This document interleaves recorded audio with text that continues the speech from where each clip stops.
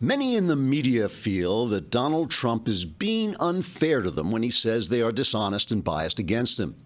They insist that they are just telling the objective truth when they say he's a stinky poo-poo face who is making the Statue of Liberty cry by beating Mexicans to death with the bodies of innocent Muslims.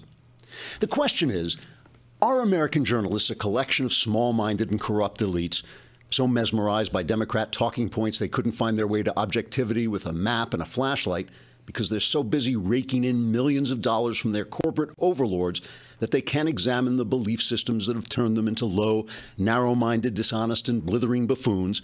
Or does it just sort of seem like that to everyone?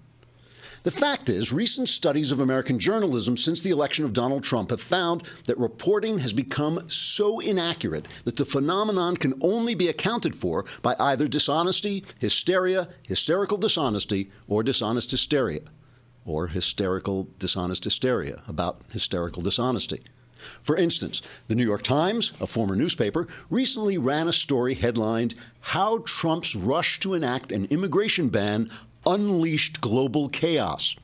It later turned out there was no global chaos, although one New York Times editor was found running around in circles in the Times men's room until he ricocheted off the stalls. The editor later confessed he was upset because he had discovered he was a heterosexual male instead of a New York Times editor. In another instance, NBC reported that the Trump administration had eased sanctions on a Russian intelligence agency. It turned out that the sanction change was a small technical adjustment to free up trade. NBC corrected the story, saying they had made an honest mistake by lying because they were corrupt Democrats trying to give the impression that Trump was soft on Russia. The Washington Post's Josh Rogin published a bombshell report claiming that the State Department's entire senior management team had resigned, part of what Rogin called an ongoing mass exodus of senior Foreign Service officers who don't want to stick around for the Trump era. The story turned out to be completely false, and Rogin apologized, saying he had only meant to spread panic and discord and make the administration look bad because he hated them so much it made his stomach hurt and he couldn't sleep at night, and sometimes when he was in the shower, he would just cry and cry and cry.